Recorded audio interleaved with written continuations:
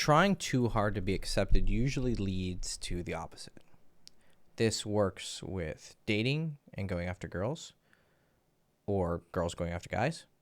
It also works with friends. I would say it even works with family, coworkers, anybody.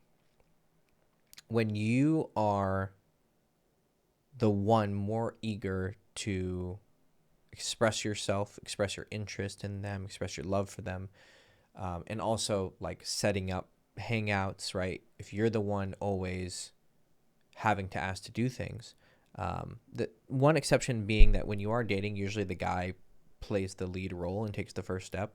So you will be the one asking her out and moving things forward and escalating the intimacy, right? But I'm talking about texting, for instance. Like if you're always the one texting her first, okay, maybe things aren't right?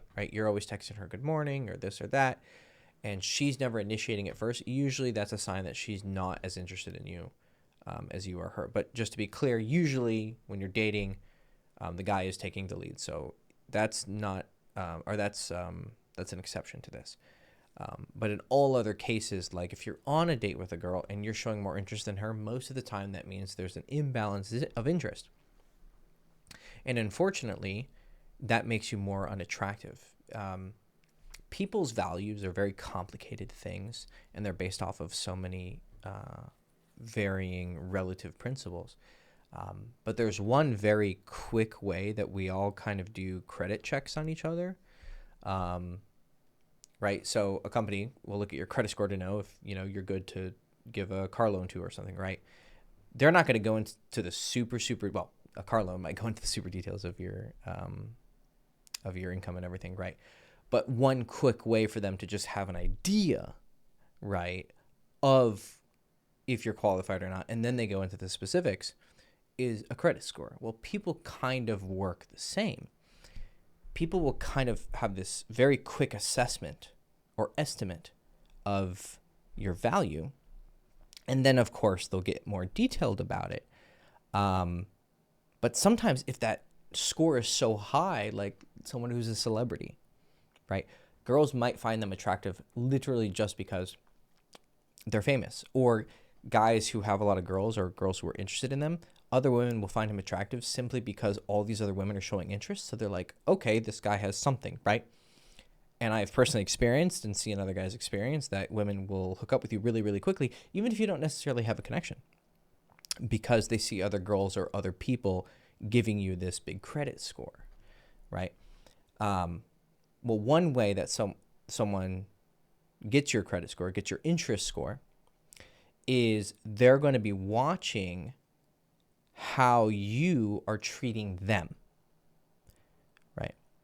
Of course, they're paying attention to if you're funny, you're interesting, if you're smart, if you're sexy, if you're charismatic, if you have good conversation, you have good body language, right? They're going to be paying attention to all this. But the main thing that they're sort of experiencing is how much interest is this person showing? And then also they're considering how much they like you based on your qualities. So if they're seeing they like you like around here based on your qualities, yeah, you're cute, whatever, this and that. But then you're over here showing them this. Well, all that tells them is that you see them here or where you are, right? But they see you here.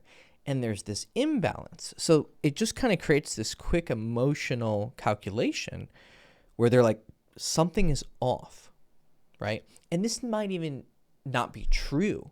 You might just be a really outgoing, exuberant, expressive person. And if you're not careful, it can be misinterpreted as interest, right? And I've fallen prey to this as a person who is very outgoing and expressive, right? Where I'm just kind of just being me. And then I can tell the girl thinks I'm more interested than I am. And she loses interest because there's an imbalance of interest, right? This works with dating and it works with people, right? I'm sure you've met a guy who you thought was really cool and he'd be such a good friend, this and that. And you tried really hard to hang out with him and he wasn't really interested in hanging out with you.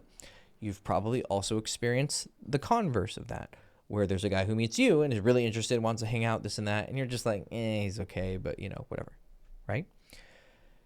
Now, if you look back on that situation, how much actual information did you have on that person to make that assessment? Sometimes maybe it was clear that you just didn't like them for X or Y reason, but sometimes you really didn't. And sometimes you just made a snap judgment based on how they're treating you, right? If someone treats you like a celebrity, you're going to naturally treat them like a fan. And if you treat someone like a celebrity, they're going to naturally treat you like a fan, right? So I think I just said that right. Did I just say the same thing twice, or did I say the opposite? Whatever. You get the fucking point, right? Sometimes I'm saying things in my head in preparation to what I'm going to say out loud, so that I'm thinking about what I'm saying, right? But then sometimes I'm like, wait a second. Is what I said really what I just said, or was it what I said in my head? Anyways, usually, or this principle works everywhere, right? Friendships, dating, even your family, right? And so this is why when we say something like, oh, he's chasing her, or he's too eager, he's too interested, he's desperate, right? Or she's desperate, or whatever, what we're pointing to is this principle. This is our natural understanding of this principle, right?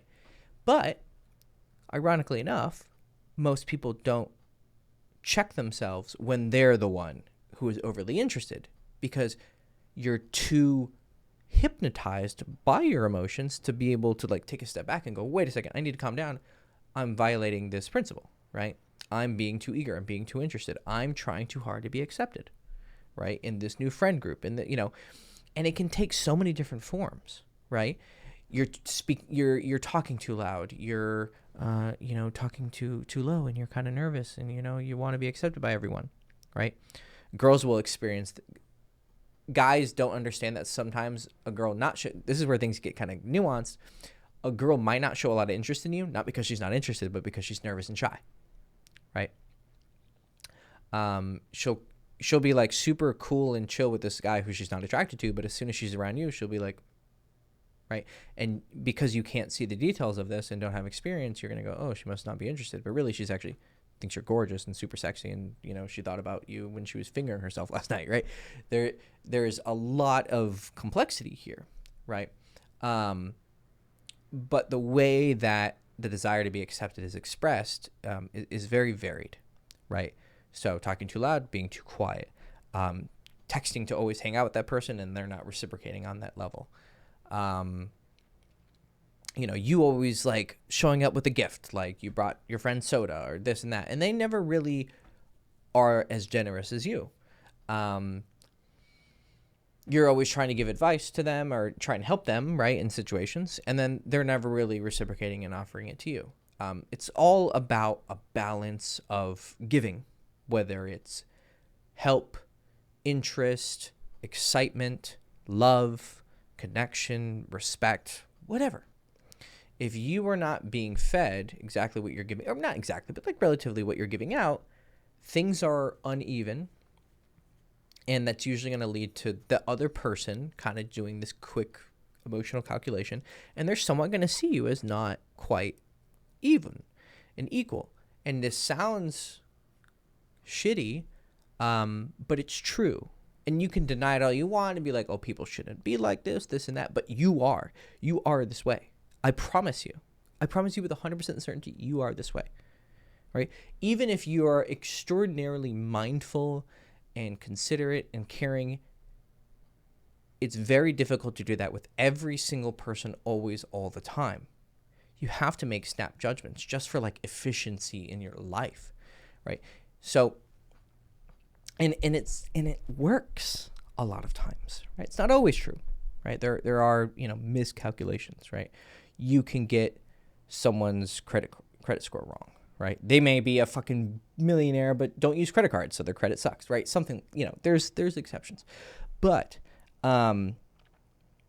it's a very useful tool. And even if you don't like it and you think, no, fuck you, Hector, you're wrong. I'm not like that. I'm an amazing person. I'm super empathetic. I'm always understanding of everyone all the time, always. Okay, cool. But not everyone else is not going to be like that. So you have to understand that this game is being played whether you like it or not. And if you choose to opt out, okay, cool. Enjoy that. Let me know how that goes, right? So stop trying so hard to be accepted. There is one slight exception, and that's for the people who are kind of low energy, like don't really try with anything in their life, like everything's like whatever, don't care, you should understand this principle, but I'm actually going to give you the opposite advice. I think you need to try harder and be more eager. And I've had students like that who generally they just kind of have this I'm too cool for school attitude. And I actually advise them, you need to try harder. You need to show more interest. And what is revealed eventually is that their I'm too cool for school, like whatever kind of attitude is a self-defense mechanism. And they're afraid of rejection. Because really the coolest guy in the world, he understands this principle and he'll play by it, but he's willing to put himself out there because he understands that there's really no big downside to being rejected by anybody. A girl, a friend group, a job, whatever. You just go and find someone else, right? There's really this infinite replacement of anybody. No one is irreplaceable, right? And he's willing to endure that, rejection, romantically, sexually, or, on the level of friendship because whatever, he's probably already had it happen so many times before and it's never killed him, right? Rejection is not going to kill you. Feelings are not going to kill you, right? The only thing that's going to kill you is your heart stopping, right? So you want to understand this principle. You don't want to be a slave to it, but you want to understand it. And if you're a chronically low energy, I don't give a fuck kind of person, do the opposite of everything I'm talking about in this video, okay? But if you find yourself being the person who's trying to hang out with people, connect with people, just trying really hard, or even when you're around people, your behavior is overly like, if they start to stop paying attention to you, you're like, oh, hey, let me, do a little song and dance, make a joke. This, you got to pay attention to your behavior and review your interactions with people kind of like a movie and go, do I do this? Am I eager for their validation, their acceptance? Did they laugh at my joke? This and that. If you're the one doing all the work in your friendships and relationships, then this video is for you, okay? You need to understand that aside from the credit score mechanic, it just makes people feel burdened, right? When you're trying so hard, you're like, okay, I like this person and I don't want to shut them out completely, but I kind of have to, there's this feeling of like you have to entertain their insecurities and it's tiring. People are very loath to sit there and kind of humor your need for validation and attention. And it gets old and it gets tiring quickly. And it doesn't mean necessarily people are going to like abandon you and give up on you, right? Everyone to some extent is kind of tired of each other. Whether meets or reaches that threshold of like, okay, I'm done with this person, that's something else completely. But it just makes you not as enjoyable to be around. And you shouldn't want to spend time with people who aren't really excited to hang out with you. It's just kind of a low self-esteem strategy in the first place. Like, why? Right?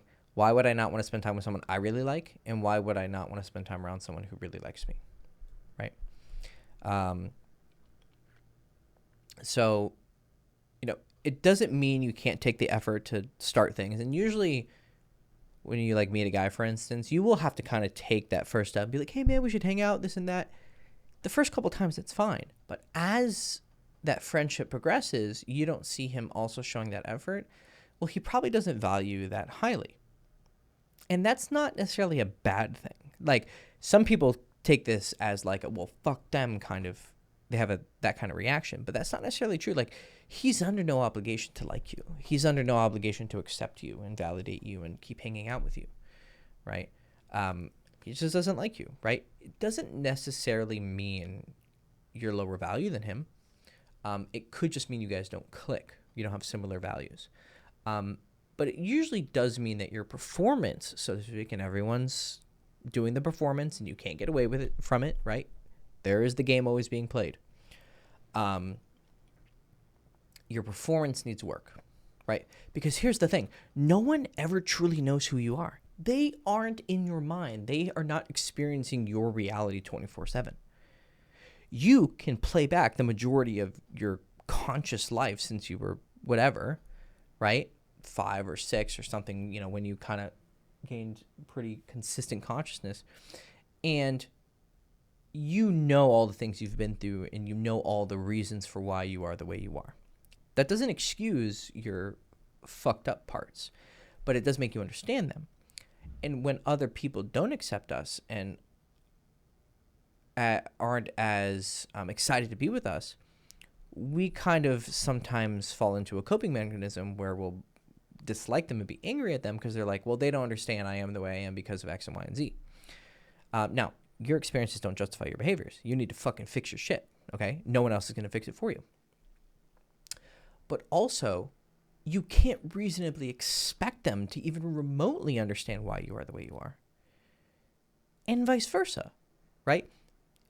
It's going to be very hard to truly understand everyone else because you weren't there with them all the time and haven't seen their full life, in this big blob of their own internal experience.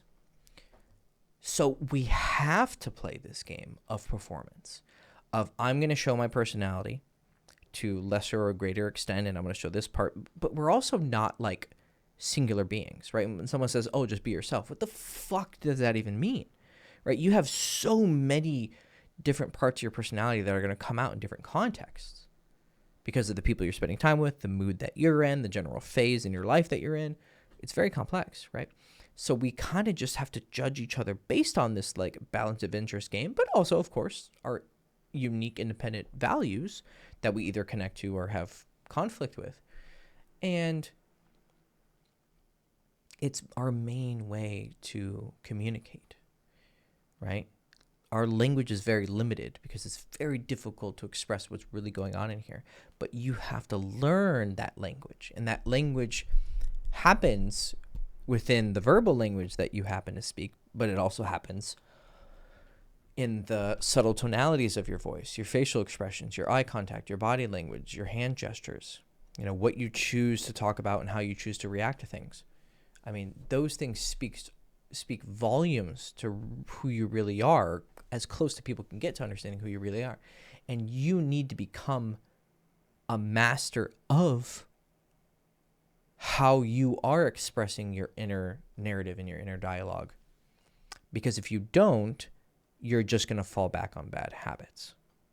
And that's going to lead to your life continuing to be exactly how it is. And probably, with 99.99999% accuracy, the majority of you wish that things could be better. And that's a good thing. You should want things to be better, right? If you don't, then you are either dead or you are completely enlightened and have reached the end of all craving. And I would say that probably every single person watching this has not achieved that. Might be an exception. Hello to you if you are the exception. I hope to join you one day. But most of you are not, right? So here's kind of the principle you have to work on. So understanding that balance of interest thing that I explained. If you see someone's not reciprocating, you need to change your mindset. You have to kind of take this fundamental, like, incorrect program that you have written into your mind, and you need to rewrite it.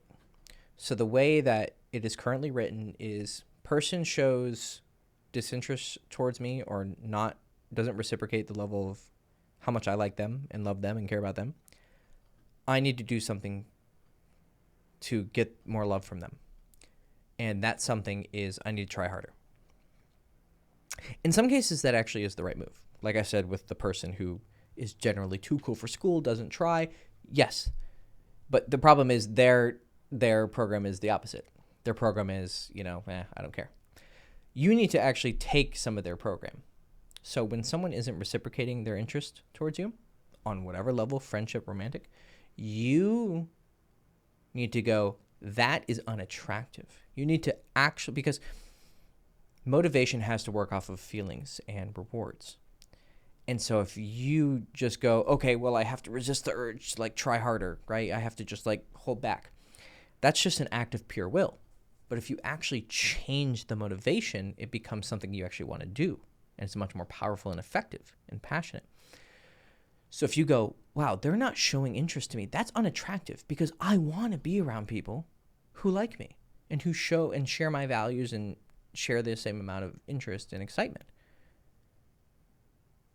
So as a consequence of me going, this person's not really as, good of a friend as I thought. They're not, or, your girlfriend or your boyfriend or whatever.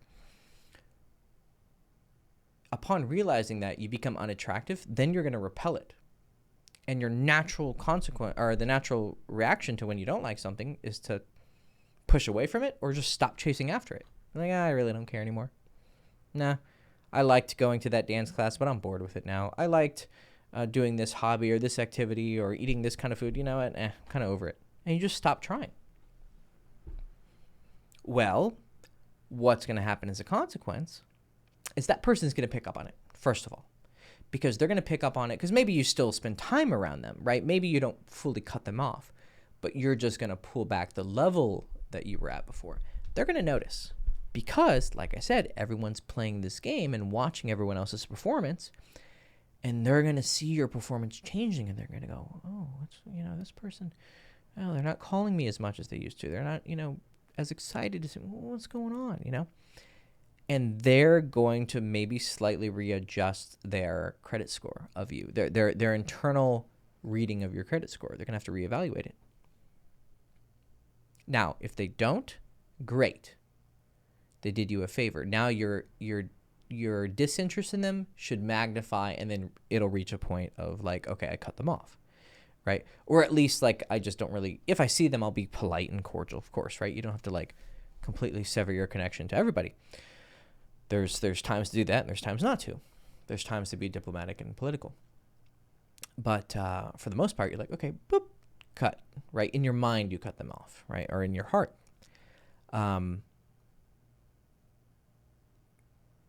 But there's a good chance that they're going to notice and they're going to change their behavior towards you.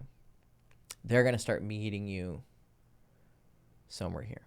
And they're going to start wanting to see you more. They're going to be more excited to talk to you, right? It's going to even out on whatever level it is. This principle will explain every dating friendship problem you have to some extent. It is underlying every issue. Now, the way you deal with it sometimes is not by showing less interest. Sometimes it's showing more interest, like with the people the kind of people who don't try hard enough. Or it will be standing up for yourself, right? When someone crosses boundaries or isn't treating you the way you want to, right? There are different ways to do it, but always by standing up for yourself. Here's an example. Like, I had a client, he's talking to this girl who's like really beautiful, and he kind of keeps falling into her frame. What I mean by that is her narrative. Like, what she wants to do and what she wants to talk about, he'll follow it. But then when he wants to like say something or, like suggest something, if she doesn't like it, she very easily says, whatever, And so he's falling into her frame. He's falling into her plan. And I was like, you need to stop this. And I'm showing him the subtle ways that he's falling into her frame. And I was like, why aren't you like pushing for what you want? And I kind of cornered him, and eventually he kind of confessed, well, because I don't want to lose her. And I was like, aha. But ironically and counterintuitively, you're actually more likely to lose her if you continue to fall into her frame when it's not something that you want to do, because deep down that person is going to get the sense that you are sacrificing yourself for them. And that is not very respectable, especially in a male-female dynamic where the man should be a little bit more dominant and the girl should be a little bit more chasing and sweetie and interested than him. Just a little bit. That's just a fundamental way that male-female relationships happen. Not to any toxic or shitty extent, right? There's a lot more nuance that needs to be, given there, and this isn't quite the video to cover all that, but this is a great example. He admitted and confessed that it was because he didn't want to lose her. So while he was texting her, I kind of fixed some things that he didn't quite like the way that she was talking and some of the topics she was bringing up and, seeing each other. And I had him stand up for himself. And guess what? Oh, she totally changed her tune. She went from like, to now she's like texting him a bunch, showing a bunch of interest. She wants to see him soon. It was such a simple change. But all I was doing was abiding by this principle of balance of interest, but also this principle of if you try too hard to be accepted by someone, they're generally going to be more disinterested in you. It's going to have the opposite effect that you want.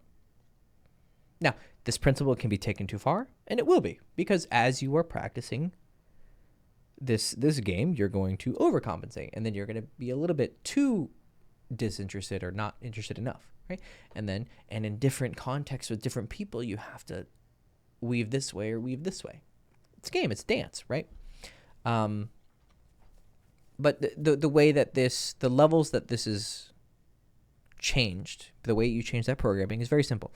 When you're spending time with them, the level of excitement, the level of love and lust and trust and interest and intrigue or whatever it is in your body language, just dial it back. Whatever it is, dial it back. Start with 10%, then 20%, then 30%, 50%, and then see at what point their level starts to balance with yours. And then on a second level, how much you're trying to hang out with them and spend time with them. Just balance. And I promise you, things will get better. And if they don't, then they are getting better because you're losing someone whom isn't feeling the same way about you as you're feeling about them. Now, that doesn't mean they're shitty or they're bad people. You could have made a bad performance, and unfortunately your bad performance reached the point where they just kind of go, I'm not really interested in that person. And for the most part, there's really no coming back from that. All right, especially with like a girl, for instance. You showed too much interest. You were kind of too eager, too interested, texting her too much. She'll reach a point where she has reached automated rejection, right? It's just like your call goes straight to voicemail when you call her, metaphorically, right? Whenever you show interest, it's just going to immediately lead to nope. It's automated. It's robotic. The only way you really come back from those situations is, you change and she sees you later on and years later or something, and you've drastically changed, and she goes, oh, whoa. So her credit, her research on your credit score changes. Like in her system, she's like, oh man, he had a 600, but now he's a fucking 900. Oh my God. Or over 9,000. Right.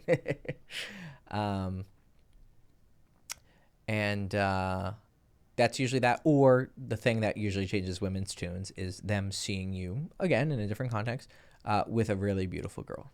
Or girls who are interested in you. We call that pre-selection. That is just magic.